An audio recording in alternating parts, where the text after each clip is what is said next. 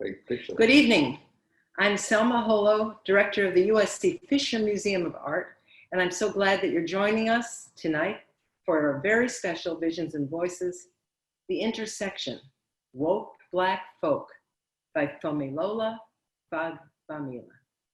However, before we begin, it is fitting that we acknowledge that USC was built on the sacred land of the Tongva Nation. We take this opportunity to honor the Tongva and all Indigenous people, past, present, and future, and their continued survival and contributions to society.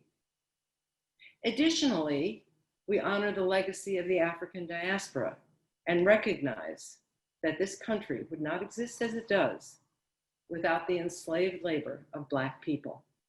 That lack of recognition was and remains unconscionable. Now, I want to welcome you and everyone here and thank you for being with us this evening. We're delighted to present The Intersection, Woke Black Folk by Funmilola Fagbamila. This powerful performance, achingly relevant now, is taking place against the backdrop of the ongoing history of brutal police treatment of brown and Black people, and in the shadow of COVID-19 with its related health disparities. I'm proud to say that performance has become increasingly a part of the programming of art museums today. With that in mind, we're pleased to be building a strong Fisher Museum tradition of performance, especially created in the interests of social and cultural justice.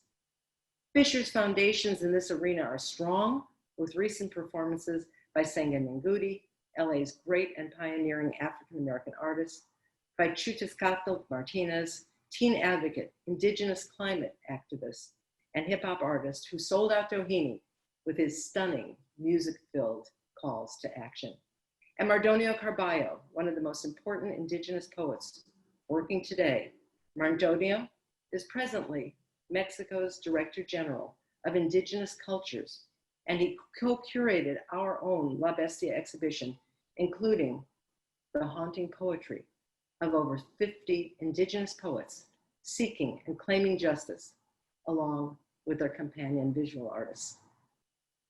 This evening and all the other events I mentioned would not have been possible without the support of Visions and Voices, led by Daria Yudokovsky and Robin Romans, along with the hard work of Maria Galicia. Thank yous are owed to Funmilola herself and to special guest, Professor Miki Turner, a member of Fisher Museum's Advisory Board for tonight's program. We acknowledge the USC Annenberg School for Communication and Journalism for their participation, and thank Reedley Harris and the USC Center for Black Cultural and Student Affairs for their continuing involvement with Fisher's activities. Tonight's performance will be followed by a conversation with Funmilola herself, led by USC Annenberg professor Miki Turner. Professor Turner has been working in the communications industry for more than 30 years, specializing in print, television, radio, and new media. She has held positions at the NFL Network, Jet Magazine, ESPN, MSNBC, AOL.com, BET, and several newspapers. Additionally, her work has appeared in more than 100 magazines worldwide. She is currently an assistant professor of professional practice, teaching photojournalism, sports commentary, news writing, and visual journalism. Turner became the first regularly featured African-American female sports columnist at a major metropolitan daily during her tenure at the Oakland Tribune in the early 90s. She has won various awards for her work and community service from Kodak, the Central Intercollegiate Athletic Association, the NCAA, and the National Association of Black Journalists. She will end with the program with a short Q&A, and we're so lucky to have her with us. Now I'm pleased to introduce you to our featured artist, Funmilola Fagbamila, Professor of Pan-African Studies at California State University, Los Angeles. Funmilola has been organizing with Black Lives Matter since its inception in 2013 and currently serves as the Arts and Culture Director for the Los Angeles chapter. In 2015, she was honored by the US Congress and the Black Community, Clergy, and Labor Alliance for her activist scholarship and service. In 2017, she was awarded the inaugural Activist in Residence position at the Institute on Inequality and Democracy at UCLA Luskin. And in 2018, Amplify Africa and the US Congress honored Funmilola with the African Excellence Award in the field of education. Her writing, political analysis, and social commentary have been featured in outlets including The Guardian, BBC, NPR, Blavity, Le Monde, O Globo, Fox Soul, Netflix, and now This News. The Intersection Woke Black Folk premiered at the Pan-African Film and Arts Festival in Los Angeles 2018 and has toured the Netherlands, England, France, and Brazil. How lucky we are to have her with us. Please help me welcome Funmilola Fagbamila to our virtual stage. We are in for a great evening. Okay, let's get started.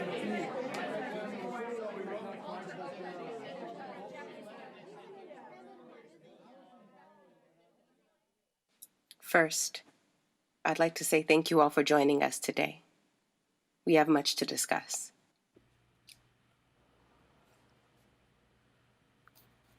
Hi. So, thank you so much for agreeing to speak with me today. As you know, I'm an organizer with the Unity Conference coming up next month, and I've been sent to interview all of the speakers that will be presenting at the conference. Since you are one of those speakers, it's important for me to get your perspective on a few things as we prepare for this event. I'm just going to ask you a few questions of some of the primary topics we'll be addressing. Indeed, Queen. That's not a problem at all. Go right ahead. So I'm just going to go ahead and start recording you. And for the record, please state your name and the organization you're representing. My name is Ra, Amun, Xavier Ezekiel, Ma'at Shabazz, El Hotep. My name is Tanavu, pronouns she, her, they, them. My name is Julian. My name is Jade. And I'll be representing the SHBGR, Seat of Heru, Black Gods for Revolution. And I will be representing the NYRBFST, New York Radical Black Feminist for Social Transformation. And I represent the Black Socialists for Revolution. I'm also part of the East Side Anti-Capitalism Coalition. I organize with the Campus Anti-Colonial Collective. And I'm also part of the local chapter of Abolition Now or Never. The Black Democrats to Bring Back Obama. And generally, what do you think about the current condition of Black people in America? We integrated. What we should have done was organized. Instead of African consciousness, we consumed white lies. Think about it. We took on his structures and his name in an attempt to assimilate into this white man's game. When we went to his schools and read all of his history, leaving knowledge of self and our true wealth as a mystery, I will not fall for it because I know who I am. Nothing more and nothing short of the divine black man, you understand? Well, we spend a great deal of time critiquing white supremacy, but there are various other systems that inform our identities. Racism is not the only problem you see. It's simply a reflection of how humans create hierarchy. We live under a neo-colonial, white supremacist, capitalist, patriarchal order. If your labor's worth $1, then you might get paid $0.25. If you're gender non-conforming, they'll claim that you have a disorder. And if you're a black person in this country, the probability is that your lifespan is shorter. These are facts. First, I'd like to say that the power is with the people. And all things being equal, I'm not trying to be equal with the imperialist, colonizing everything they see. I'm fighting for freedom. Y'all fighting for equality with the settlers. to do that, I'm not able. I'm trying to topple the system. You want a seat at the table. Diversity. Well, I believe we've come a long way. I believe we get caught up in the bad and don't realize how much has truly changed. From enslavement to, at some point, the highest office in the land. If you don't view this as progress, I don't know what you had planned for Black people. Yes, there are issues to address, but that doesn't mean that we celebrate our victories less. In my life, truly it is one of my missions to advocate for Black people taking control of our condition, rather than constantly blame the boogeyman system. Let me get to the point. We need to build the Black nation. One of the silliest things we ever did was fight for integration. It set the tone and paved the way for our assimilation, which left us in a Western psychological plantation. It's a shame. And I don't know how we're gonna build when all of our courageous leaders end up getting killed. When you stick up for the Pan-African nation in our glory, they will crucify your character and make a whole new story. Speaking of complexity, something that I often consider is how important it is that we as Black people in academia speak and write in ways that are accessible to Black people outside of these spaces, you know? We must fully reject any form of academic elitist exclusivity. And further, we must acknowledge that the differentiation of radical alterities is conducive to the conceptual logic of a truly advantageous and inclusive Black liberatory praxis. You know, I catch a lot of flack for all the work that I do. Black people calling me extreme. I'm out here fighting for you. Academics say we don't have a thought-through plan, sitting in that ivory tower with a book in your hand. Don't get me started on these internet activists today. Don't come to not one of the meetings, but got everything to say on Facebook. Respect yourself, and maybe then you'll get respect. Listen, we have to do better at keeping each other in check. We kill each other, then focus our attention on police. The approach is counterproductive, and quite frankly, it's obsolete. And we must shift our energy. How negative can we be? If all we ever think about is bad things, then we manifest that. You see, I was reading this book the other day, and it literally said exactly what I always say. You attract what you think about the most, you know. And if we think more positively, then our reality will be so. We have to figure this out. We have to do something. We can't continue like this. We have to work together. We have to work together somehow. We have to work together. We have to do something. This is not working.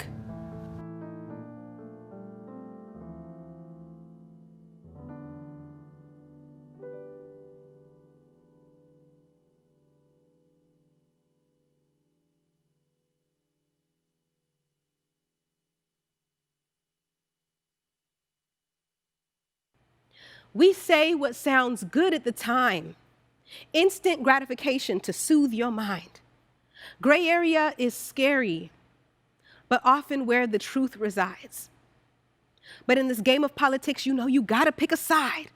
But what if both sides are both right and both wrong? I said, what if both sides are both right and both wrong? Yes, indeed. Thank you all that are logged in, that are tuned in with us tonight. We appreciate you. You know, we hope that y'all felt the energy and felt the vibe. Even though you're not physically here with us, we were still able to have this time together. We have Patty here. Patty is our set assistant. Thank you, Patty. Yes. We have Shola is my sister.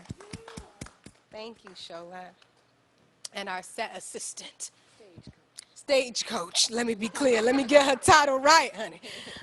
We have Janae, who was the voice of the narrator.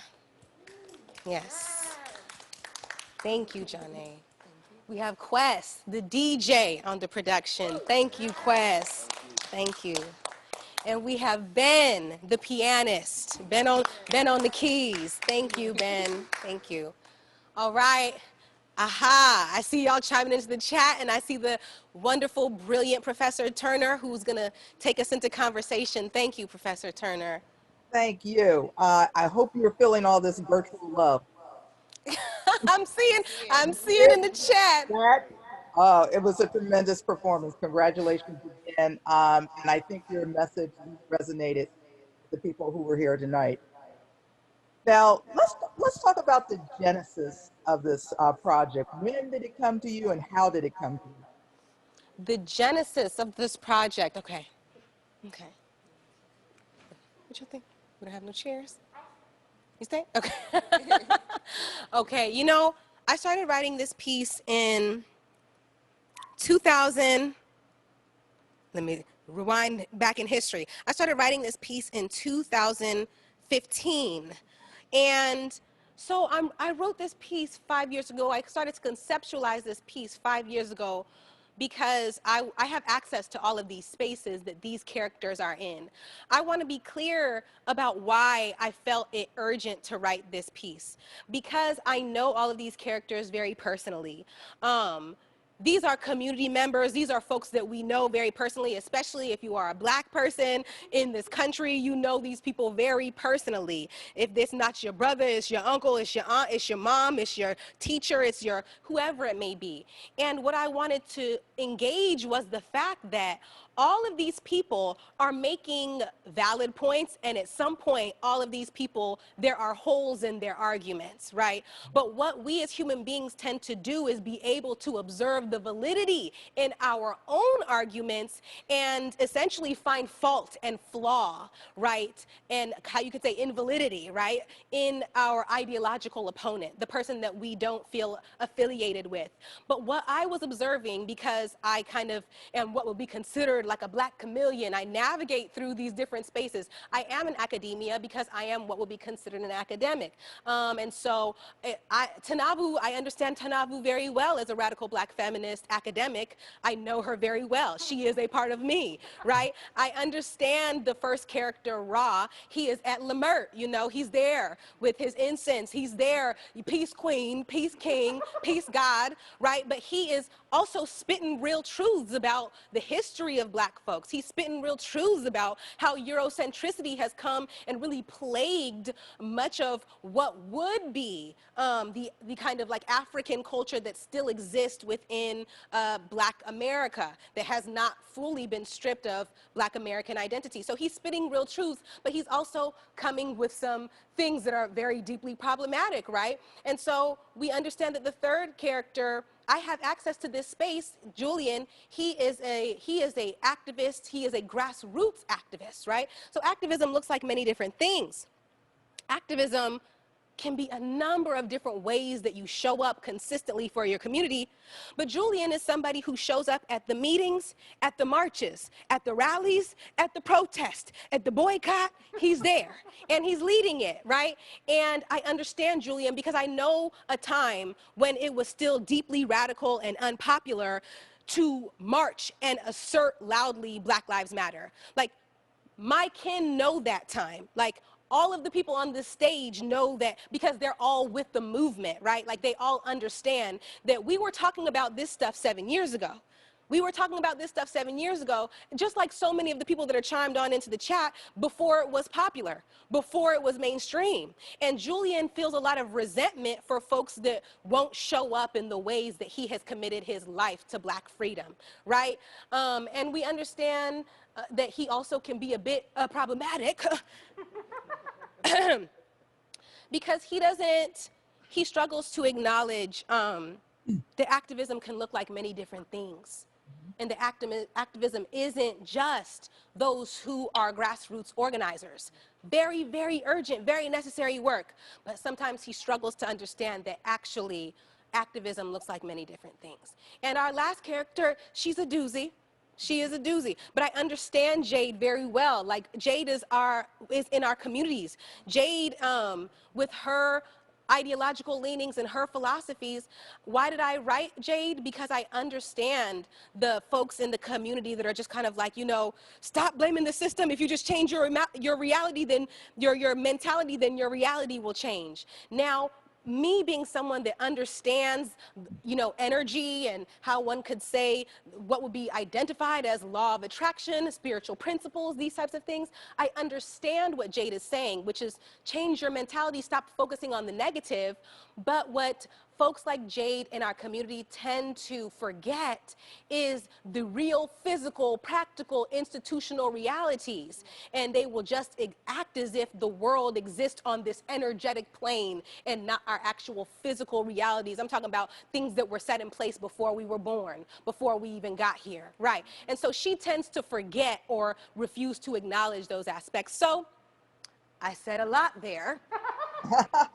I said a lot there, but I wanted folks to understand, at least as we begin to get into conversation, why I felt it necessary to write those 4 characters. Not just because I think that they're interesting, but because they disagree with each other, and they're all right and they're all wrong. And we need to be more invested in seeing how we can engage in more Right. effective communication.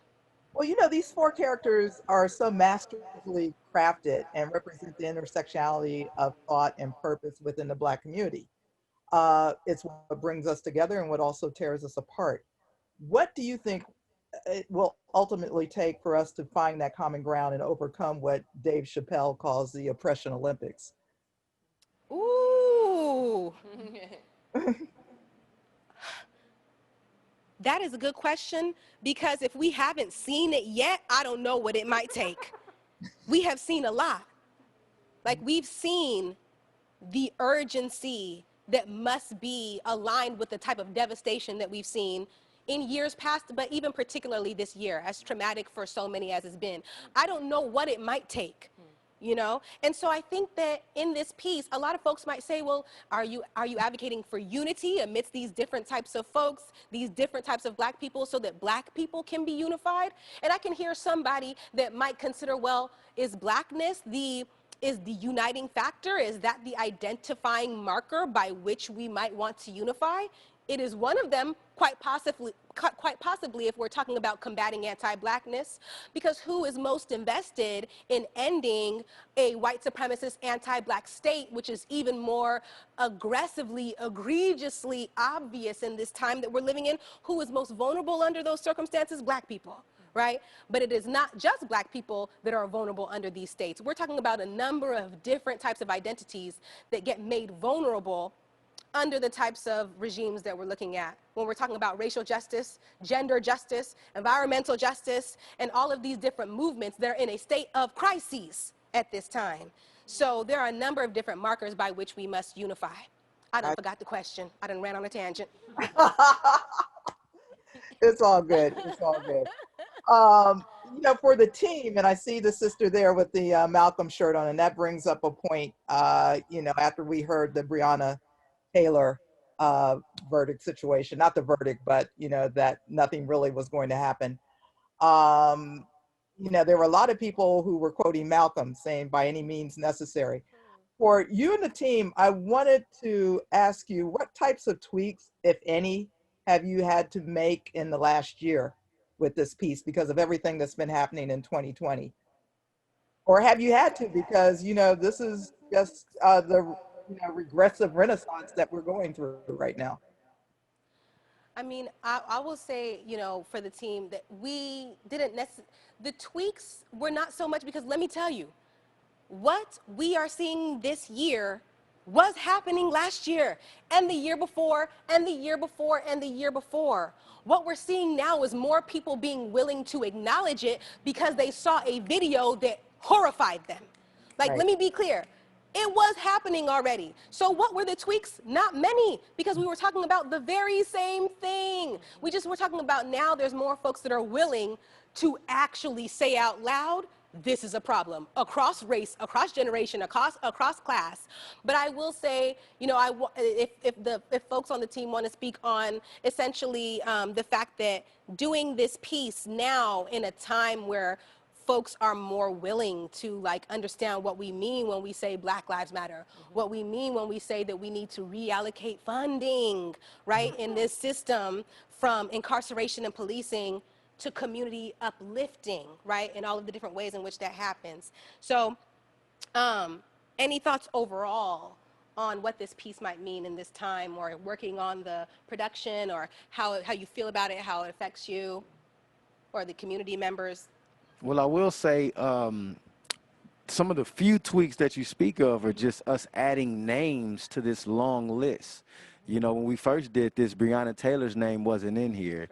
And, you know, so those are some of the main tweaks that I've seen in the script and us putting together this production.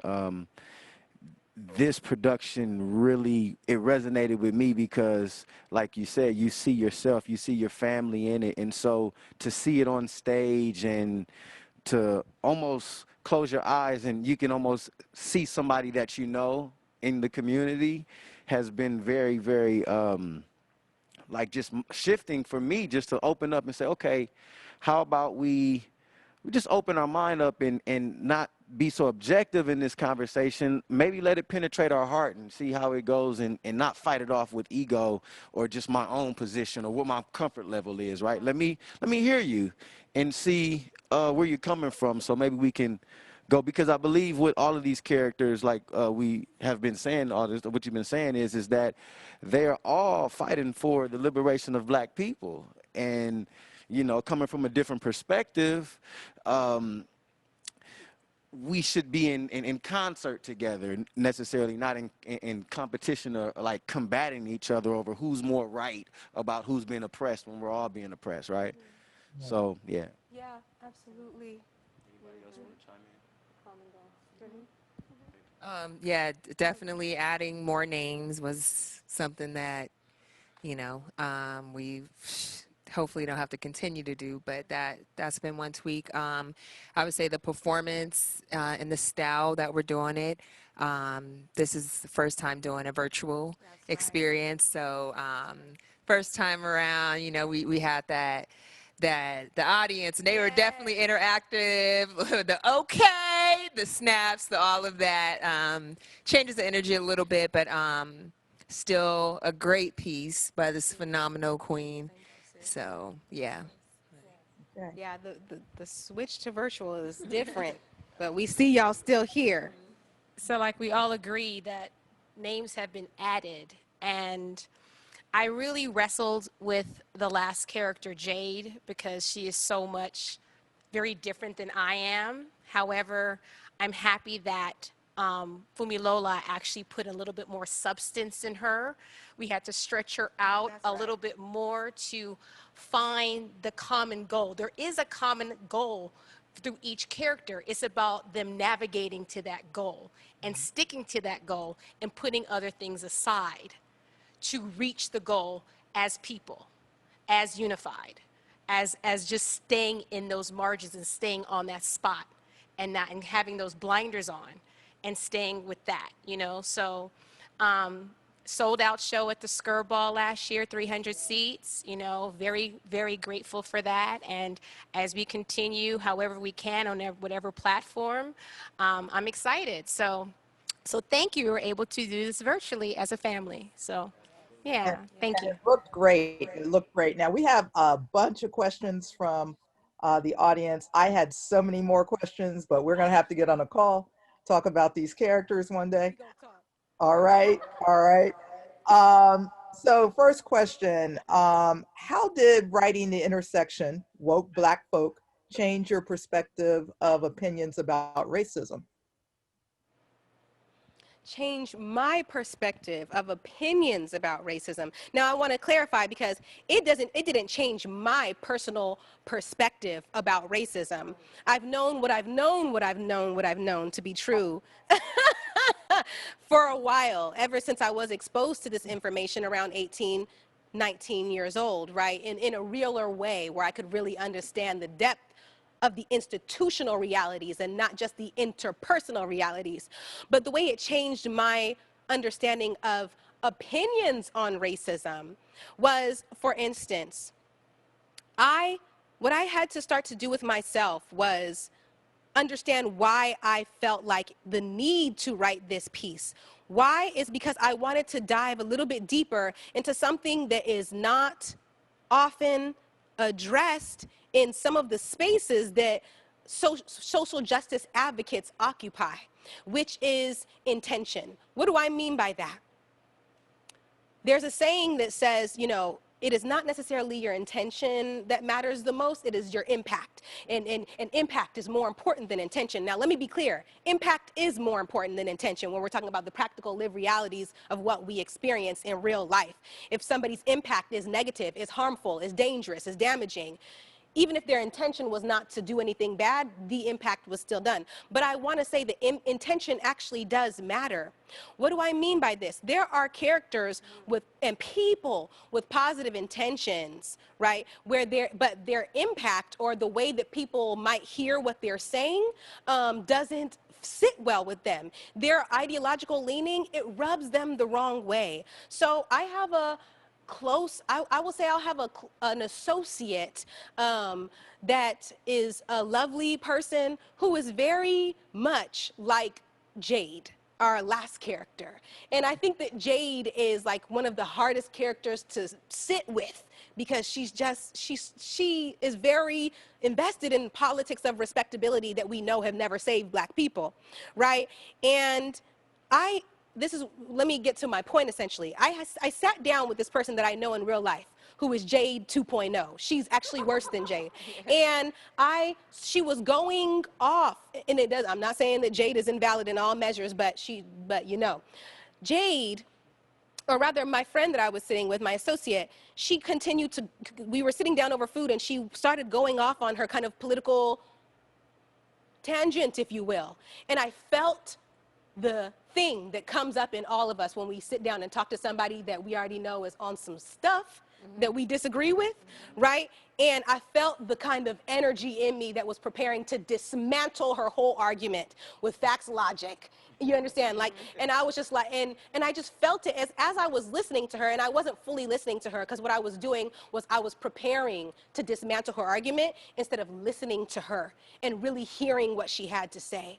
I began to have to do within myself what I proclaim is necessary in this piece, which is to put my guard down and hear what this person is saying, hear the intention behind their words, and hear if they're actually indeed attempting to advocate for something healthy and just, as opposed to something damaging, and maybe their presentation of it is just something that I don't agree with, if you understand what I'm saying. So essentially I began to do the emotional work of navigating different people that I disagree with, different people's opinions, because I know what I know to be true is that if we intend to do the work that we say that we want to do, which is to advocate for a world where everybody can have access to what they need, right? I'm talking about food, water, shelter, education, everybody having access to what they need, access to the pursuit of happiness, then we will eventually have to do better with the emotional and intellectual labor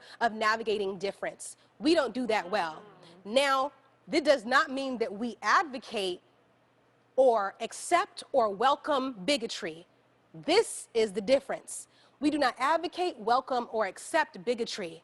But what we do is actually acknowledge intention and navigate difference in a more healthy way so that we can begin to really adopt what we call an abolitionist philosophy, which is to stop disposing of people and throwing them under the jail or throwing them in the garbage the moment that we disassociate them from ourselves. Okay, I'm going to apologize for the external noise. I think the Armenian protest down the street has gone awry, so there are helicopters and sirens. But I'm going to mute myself after I ask the question. So this comes from Patty Honan. She goes, amazing. This is so deep and expansive. Your breadth of insight is amazing. How do you manage to commit to memory all these profound words wrapped up in such clear identities? I'm so proud of you. Thank you so much. Oh goodness, I'm laughing because I know Patty. I know Patty. Thank you, Patty. I appreciate you. He's such a wonderful supporter of, you know, the work that I do, the work that we do. And how did I manage to memorize it? Practice. It's a rap. It is a rap. It's a rap. It's bars, hashtag bar. It's a 75-minute long rap. If you didn't notice, right? I'm rapping the whole time. It's not even like a poem. It is a rap. And I did it that way so that I would be able to memorize it. Because if it didn't rhyme, I don't know where we'd be today. It wouldn't be no play. Because it would be very difficult to memorize. I'm sure it would have been doable. But I wrote it in rhyme because I am a rapper. People don't know. They think you can't be a professor and a rapper at the same time. But but I wrote it in a rap so that I would be able to memorize it. And just engaging these characters, I had to engage them because I know them too personally, and I know that even though I don't agree with all of those characters, and I think that sometimes they can say things that are potentially harmful, I look and I see, what is your intention? And are you open to discussion? Are you open to shifting? And that is one of the markers that I find with people that are really advocating for justice and not just being right, not just their ego, not just having to be, how you can say, the person that is indeed on top. But I'm talking about if you are dealing with somebody who maybe is potentially saying things that you disagree with, potentially harmful, are they open? Or are they just a brick wall, invested in staying where they are because of their own comfort and wrapped up in their own privilege and the comfort of not wanting to do the work to shift, to change, to accommodate that which is different from themselves? Okay, so this question comes from Tanisha Wells. He says, first, thank you for sharing your gifts as a woman of color and creative. My questions are, which character from this piece do you relate to most, which is a question I had as well, and how can we contribute to our fight with art and activism? Is this an intentional focus with your work? Oh, yes, absolutely. I get that question a lot. And it's funny because when most specifically when I'm dealing with, like, I'll just say younger folks, right? Like maybe my students or, folks that are a bit younger, that's one of the first questions they'll ask me is, which one are you, right? And I tell them, to be honest, it doesn't really matter.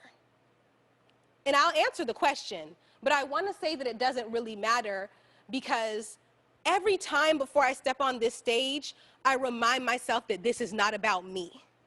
Like, take me out of it. Take my ego out of it. Take my, I'm a playwright and I'm a performer, out of it so that I can do the message of these are people that are invested in some level of collectivity. How can I humanize these individuals? But I will say that I am most aligned ideologically with Tanavu and with Julian. That is our second and our third character, right? But I also must say, I understand Ra, who is our first character. I've done this piece to the point where I almost have to give a disclaimer before we do this piece because I've almost had people walk up and out of the performance when they see that first character, like, oh, hell to the no. We're not doing it, right? Because he is so aggressively patriarchal. It's hard. And so, like, I've had young people, students, come to me after shows and be like, we almost left. We almost left because we and then when I got to the second character, they were like, yes, yes, right? But I will say that I'm most aligned ideologically with Tanavu and with Julian, which is our second and third characters. She is the academic, and then Julian is the grassroots activist. But I understand Ra, and he makes very valid points. And I understand Jade, because I understand the power of the spiritual principle of attracting what you focus on. And even though she says it in a deeply respectably, kind of respectability politics kind of problematic way, she's still trying to make that same point. Absolutely.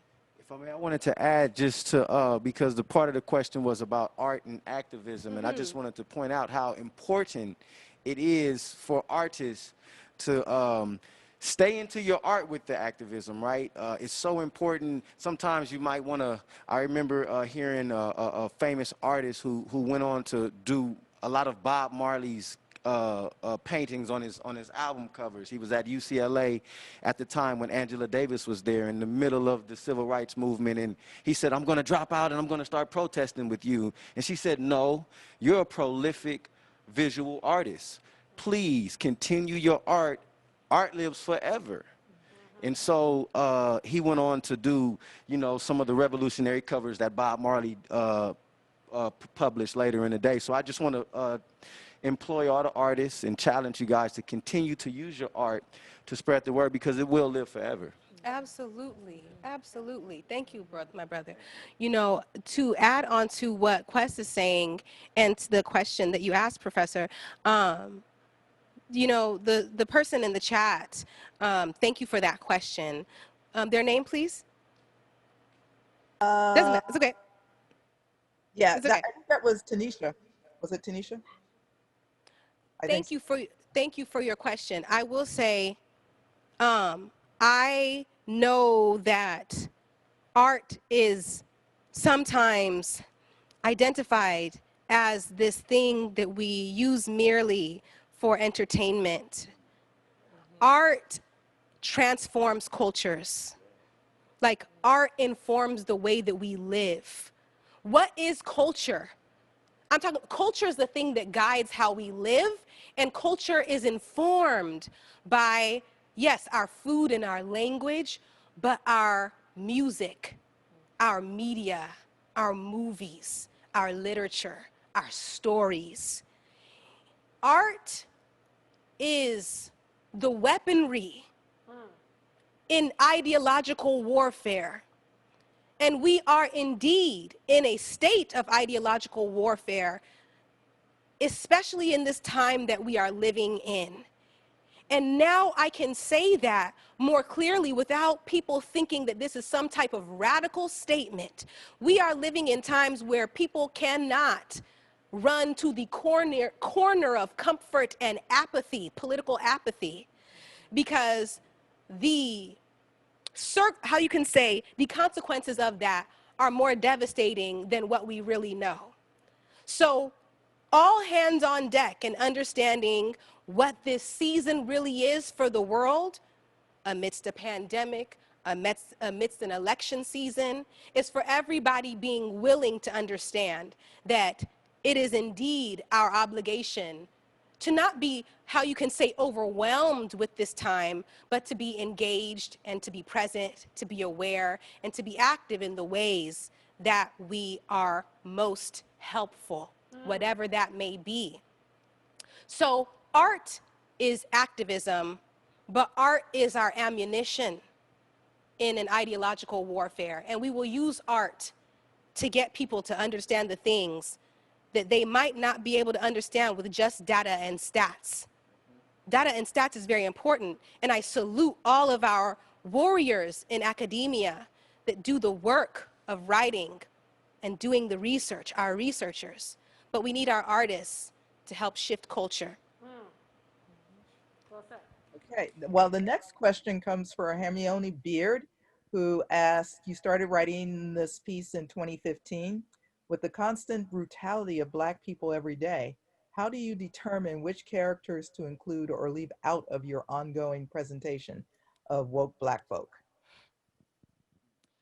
I struggled with that. That's an interestingly very personal question, because at a certain point you struggle with, like, do you need to take certain things out just so that folks can understand the point of the urgency of transforming this criminal justice system in which we are living in? I struggled with, if I have to take out our last character and oftentimes her affiliating what would be identified as Black on Black crime with anti-Black police violence, which are absolutely two things that you would never compare, right? black on black crime and her kind of like naming it of this, we understand also is not a real phenomenon. It is a phenomenon that was created to essentially create a narrative that black people are killing at each other at increasingly alarming rates that other races are not. What we know to be true is that violence is affiliated with poverty, that violence is affiliated with folks not having access to the resources that they need, and that there are poor people across race. We understand that races kill whoever is next to them. And if you live in a community that is all white, you're gonna, essentially, if you're gonna engage in crime, you might harm your neighbor who also is white, right? But we turn our attention to black on black crime, this narrative, to veer away from the very reality that the people that are paid to protect us can kill us and not be held accountable. And if we were to say that some type of narrative of black on black crime was as valid as Jade would like to purport that it is, then the people that are engaging in those crimes actually get held to justice a lot of the time in a way that the police officers do not, because they have a protection that is ingrained in the culture of policing through policies, through union policies, police unions we understand, et cetera. So I struggled with whether or not to silence Jade in a particular way during this time, because there's some points that she makes that can make people say, hey, well, maybe she's right. On certain points, I understand Jade, and she is indeed right. And on other points, she is wrong. And I didn't want to silence her because all of the characters are right and wrong, not just the one that we struggle with. You understand? Right, right. Okay, now this one comes from Christine Yu. She says she's an alumna in Louisville, Kentucky, where Breonna Taylor was from, and she's interested in seeing how would you characterize Kentucky Attorney General Daniel Cameron, who was the special prosecutor in the grand jury investigation, if he were a character in this play? Ooh, ooh. You know, listen. Glad you have to answer that one. Listen, I mean, I will just say this. I've been asked to make that character, right? Like, I've been asked to make the character that fits within that, how you can say, this kind of narrative, or this framing, this ideological leaning, if you will, and I intentionally have not, because I wanted to, in a very particular way, look at 4 archetypes that exist very prevalently on the black left, specifically, if we're talking, or the left, the black left, for, and I use that loosely, if that makes sense. Yes. He's not. All right. Have another question. It says, thank you, Funmilola, and your amazing talented crew. My question is for the musicians. The music was off the chain in this production. To the DJ and the pianist, how was it for you to create rhythms / music for such a profound and controversial piece? Did you just take direction from Funmilola or gain your own inspiration? Yeah, it's a great question. Well, basically, Funmilola came over to my garage, and she told me about this this piece that she had written, and she said she needed some musical accompaniment for it, and then we just kind of planned it out in a couple hours, basically. That's right. But you know, we definitely want to include music that's culturally important and relevant. So like in Tanavu's character, we're playing So What by Miles Davis in kind of like a intellectual, try to play up the jazzy like part of her character that, you know, sometimes misses with people but is like so important. And then probably like the moment for me musically that hits hardest is at the end in the last montage, and it's this it's a piece by Robert Glasper, and it's it just like that.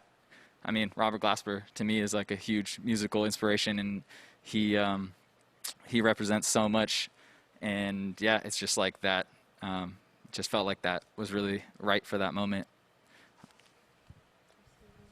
Yeah, I will say that the music is so important for the mood. It's almost like when you're watching a movie, and we were speaking in pre-production, and they were saying, well, you know, where should we place you guys? And I said, really, these are mood swings of her just expressing herself. And so we're playing music, but more so we're like scoring a film that's live. And it was such an honor and a pleasure. And the fact that it's rhythmic and she's rapping, it calls for a DJ. And so we created a rhythm section. I thought that was rather genius that she would add. So it was a true honor, like, and a pleasure to be able to color this beautiful moment. And thank you. I love these people. You can't. I really love these people. Love you if you too. can't tell, it's real love. All right. Now we have time for just one more question. So this comes from Sheba or Iso, who says, my question is, what advice would you give to our youth who are still developing their identity within the social justice community and looking to get involved in activism? What advice can I give to people who are still developing in their activist identity that are looking to get involved in the social justice community? Take what you do well and offer it to the movement. You take what you know how to. People come to me quite often and they're like, you know, I want to do something. I don't know what to do, but I want to do something. What do you know how to do well? What are you willing to do? And show up and offer that. Right? And especially if we're talking about non-Black folks that are looking to be allies in the movement for Black lives, right?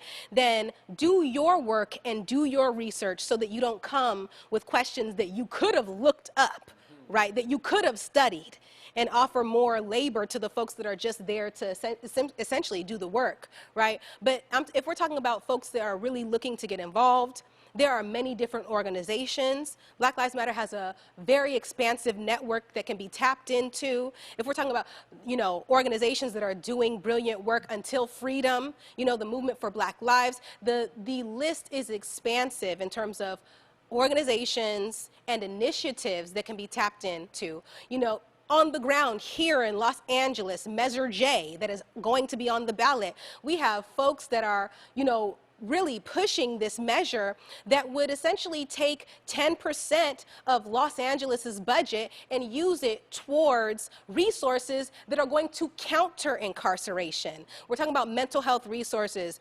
education, jobs, recreational facilities, the things that actually make communities safer. So I say all of that to say, the organizations are there, the measures are there, the initiatives are there. Find where you fit, offer what you know how to do. If you are a videographer, we need you. If you are a graphic designer, we need you. If you are a musician, we need you. You're a poet, we need you. You're an educator, we need you. You're a caretaker, we have children, we need you, right? You're a cook, we need you. Everybody and everybody's talents are made useful. And so I had to do the work within myself to acknowledge that my contributions in the movement could look like many different things. Because I did go through a process where I kind of, a silent shaming within myself that, you know, that I feel like I need to get this story out in this art, because I felt like, well, it's not significant the way that other work that I need to do might be more significant. And then I had to remind myself, this absolutely matters too. And it is useful to do the intellectual, cultural, emotional shifting that'll move us closer to freedom. Hey, all right. Well, I mean, I can't thank you enough for tonight. The only complaint I have is this session was way too short. But thank you, Funmilola, for your brilliance. Thank you to your crew. You all are dope too. Okay, thank you to Vision and Voices for inviting me. Thank you to the Fisher Museum, which I'm so happy to be a part of. And thank you, USC Annenberg, my home, and everyone who came out tonight from all over the world. was an amazing evening. Thank you all. Thank you, Professor Turner. We appreciate you. Thank you, Visions and Voices. Thank you, Arts in Action. Thank you, Fisher Museum. We appreciate you all. Thank you kindly. Everybody have a beautiful evening. Thank you for joining us. Cheers.